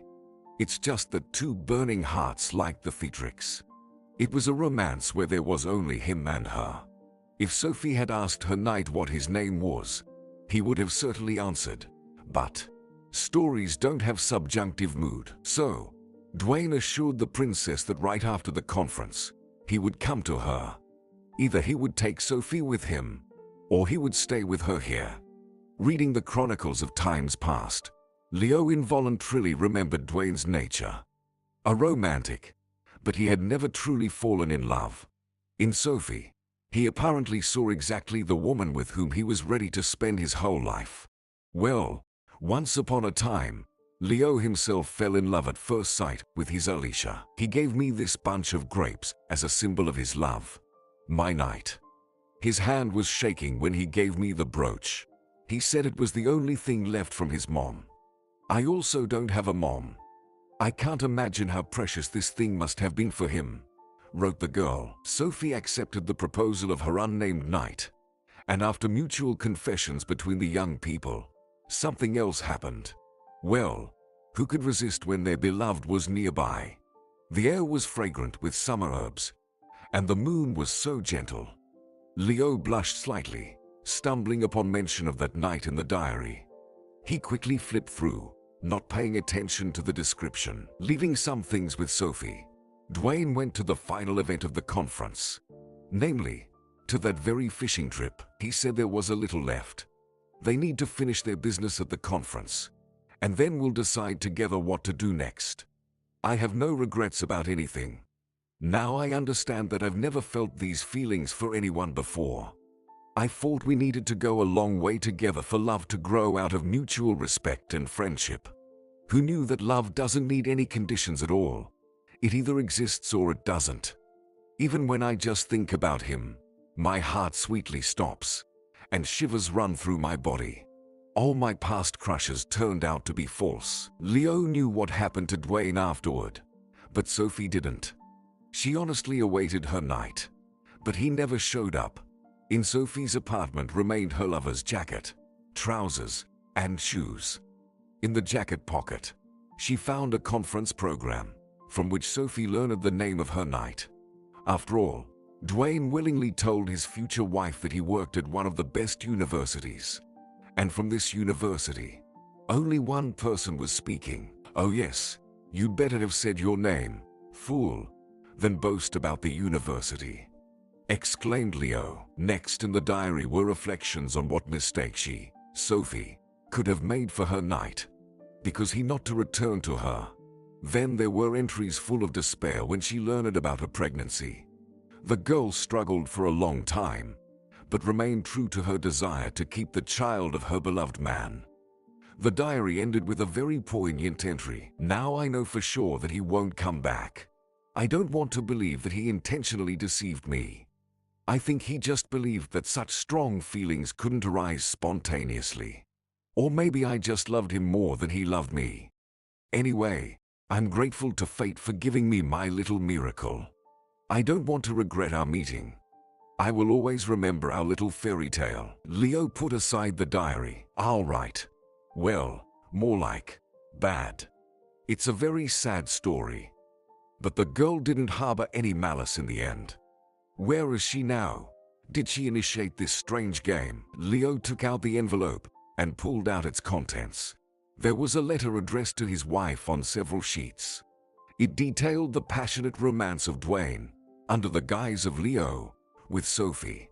The author opened ALISHA's eyes to her unfaithful husband, as well as informed her that the damn scoundrel Leo, besides their 3 legitimate children, also had an illegitimate son. Excerpts from the diary and a copy of the brochure were provided as evidence. A separate sheet contained a message specifically for Leo. Well, Mr. Detective, our little game has come to an end. Just at the time when you are sitting in this long-abandoned apartment, your wife is reading the details of your long-standing infidelity.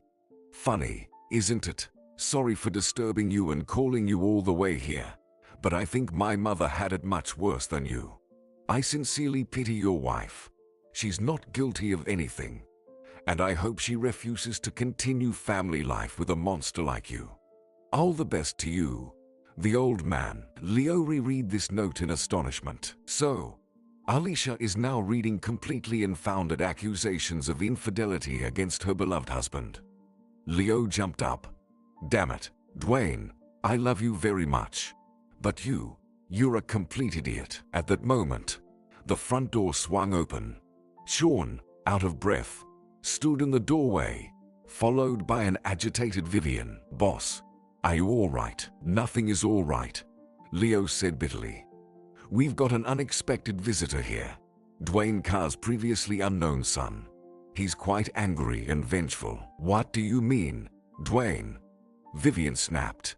And where's Cameron? He hasn't done anything to you, has he? He most certainly has.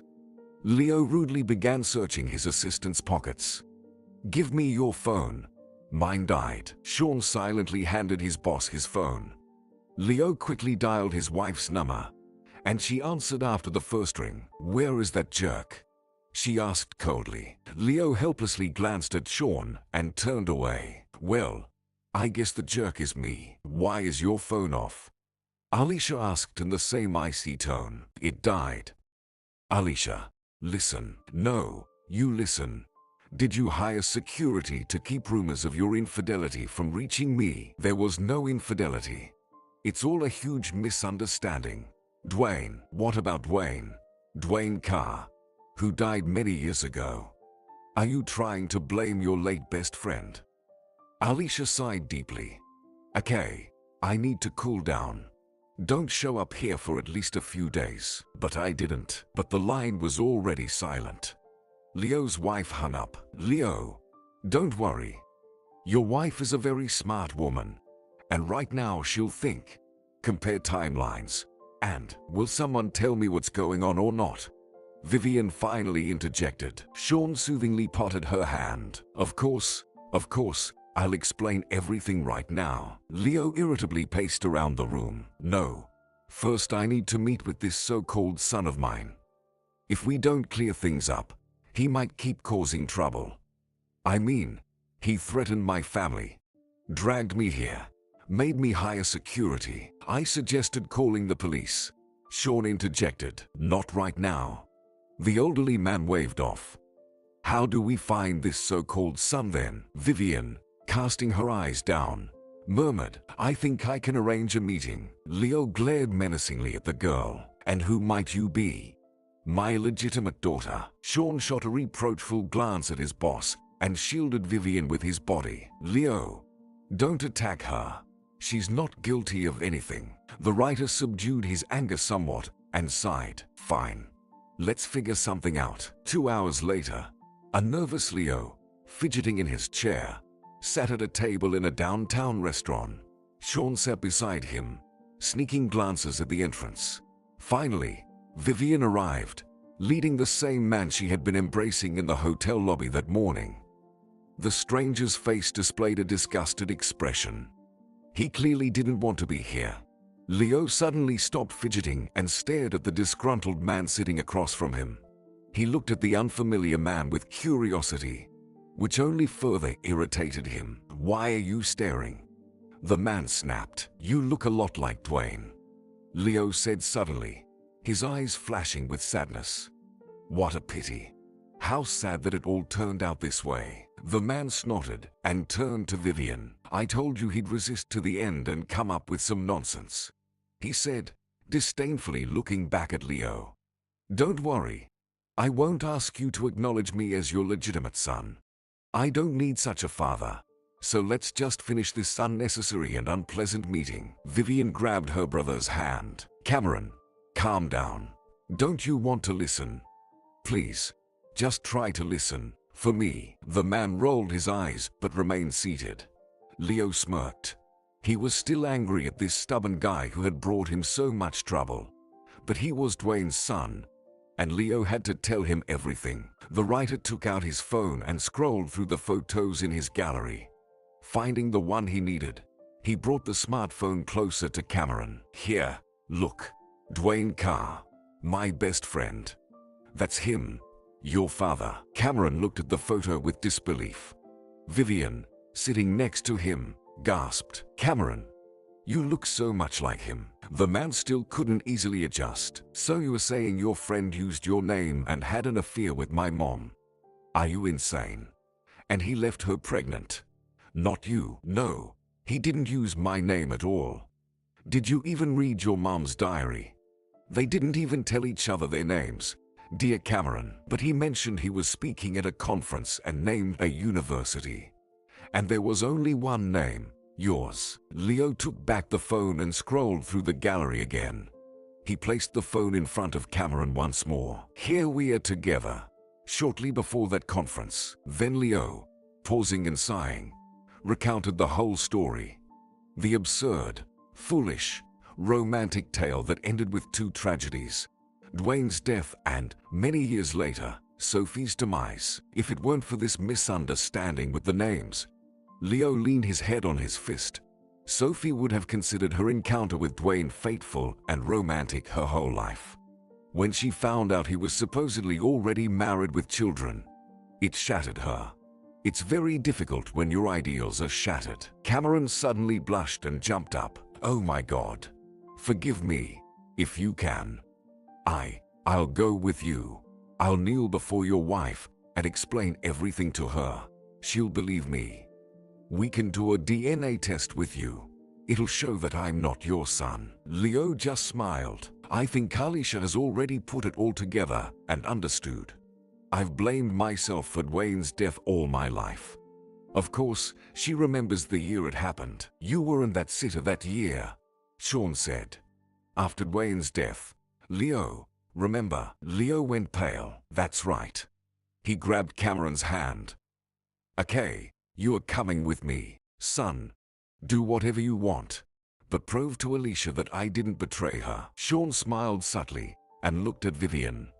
The girl also suppressed a smile. The next day, dressed warmly, all four loaded into Cameron's SUV and set off out of town. Leo periodically remembered something, directing the way. After an hour's drive, the three men and the girl got out of the car.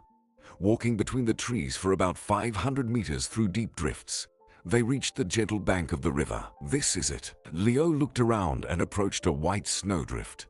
He began to clear away the snow, revealing the gray surface of a granite obelisk. Dwayne Carr. It read on the plaque. Best friend, wonderful person, talented scholar. Below was the date of Dwayne's death and his small black and white photo in an oval frame. Cameron approached the obelisk with a tight feeling in his chest. The person in the old photo looked very much like himself. The man who once loved his mother. The man who gave life to Cameron. The man who foolishly lost his life. If it weren't for a chain of misunderstandings, not for the naive game of two lovers, perhaps fate would have unfolded differently. Perhaps upon learning of her beloved's death, Sophie would have grieved but could have let go and loved her second husband, without falling into such despair at the thought of betrayal. And he, Cameron, wouldn't have been infected with the idea of terrible revenge, and wouldn't have troubled the elderly writer on his 70th birthday. Cameron grabbed a handful of snow and rubbed his burning face. And I'm still angry. Leo put his hand on Cameron's shoulder. But the whole situation is the result of a colossal mistake. and you shouldn't blame yourself. Besides, I'm glad Dwayne left a mark on this earth. Cameron gratefully nodded to the writer. You're the mark. Got it. Vivian whispered to her brother. Oh, come on. Cameron waved off his sister with a smile. Suddenly, an unprecedented lightness filled his soul. Like when the sky clears after being covered with dark clouds. The four of them stood on the shore for a long time, each lost in their own thoughts. Vivian shivered slightly and began to tremble. Sean quickly took off his scarf and draped it over the girl. On the other side, there was an indignant snort. Cameron swapped Sean's scarf for his own and handed the man back his item. Thanks. We'll manage on our own. Sean sighed and subtly shook his head, looking at Vivian's retreating eyes. Another day passed, and Leo, feeling guilty without reason, stood by the closed gates of his own home, trying to throw a snowball at the window. Sean and Cameron were standing beside him. Vivian, who had followed her brother, had cozily settled in the warm car. Alicia, Leo shouted, throwing another snowball that softly hit the glass. Open up. Call off the guards. A soft silhouette with white hair appeared in the window. The woman cracked it open. You hired the guards yourself. Deal with it yourself. Alicia closed the window again, and Leo kicked the snowbank. Who knew she could give orders to the guards and not let me in? Sean shrugged. He didn't really believe that the boss's wife could stay angry for so long. Sean had been observing the couple from the sidelines for several years and had come to understand a few things. Yes, Alicia sometimes scolded her husband, and he, being an absolute pushover, always complied. But there was such a strong bond between them that no misunderstanding could break it. The gate suddenly opened. The impassive face of one of the guards appeared. Alicia said, "You can come in." Ha ha. Hooray. Leo, like a child, shoved the burly man in black aside and dashed towards the house with an agility uncommon for his age. Sean opened the car door, offering Vivian his hand. Are you sure our presence will be appropriate? Vivian whispered to Sean. Of course, Sean replied. The more people, the less likely it is that the boss's wife will go ballistic. And they all slowly made their way to the house. Alicia greeted her husband standing in the doorway. So, in short, I brought the culprit of all this commotion with me. Her husband quickly informed her, nodding behind him. Alicia, we'll explain everything to you quickly now. I hope so.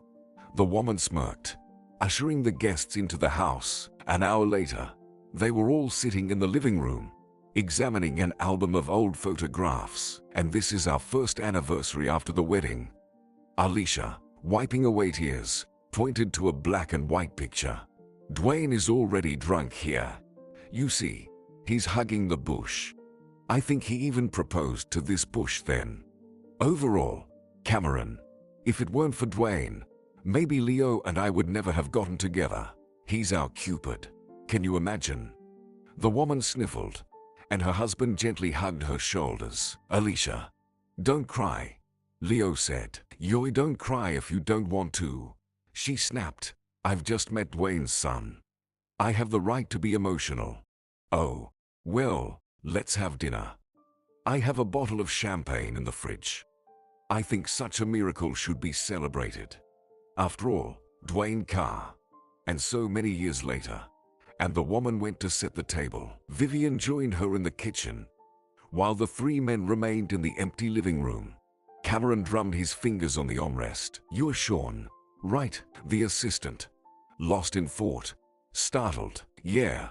He cautiously looked at Cameron. Listen, Sean, I hope you haven't set your sights on my sister. Sean shrugged and smiled dreamily, triggering a bout of heartburn in Cameron. Sean, I warned you, Cameron added disapprovingly. All right, guys, don't fight, Leo muttered. It's good to be young, the writer thought to himself. Vivian peeked out cautiously from the kitchen, listening. She grimaced upon hearing her brother's grumbling and frowned when there was no response from Sean. Humph. The girl snorted and went back into the kitchen. Just don't take our Sean away to your north, Alicia said with a smile. You'd better move here yourself. Vivian flared up. Me? Why should I suddenly take him with me? We just met, and I'm not interested anyway. ALISHA gestured to stop Vivian and shook her head, still smiling. Girl, listen.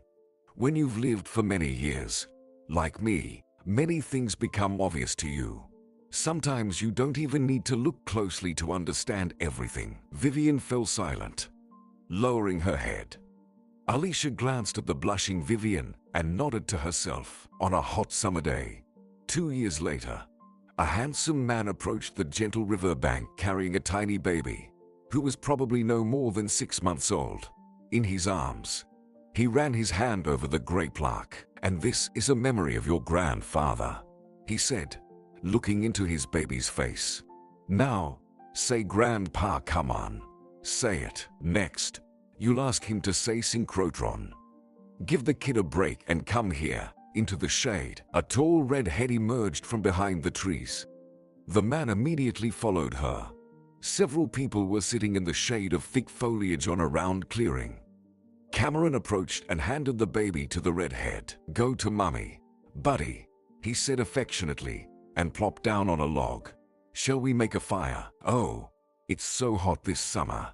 Vivian, leaning against a tree, swept a strand of wavy hair from her face. Cameron, it's better not to risk it. We don't want to cause a forest fire. We have plenty of ready-made food. Well, sis, I'm not insisting. Cameron shrugged. I want a drink, Vivian said petulantly. Sean immediately rushed to her and handed her a dewy bottle of water.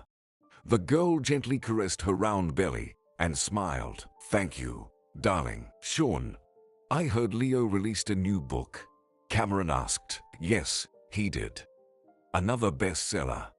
The plot is incredible. A mysterious villain lures and kidnaps the father who abandoned his mother. Oh, I see. That's enough. That's enough. Cameron rolled his eyes.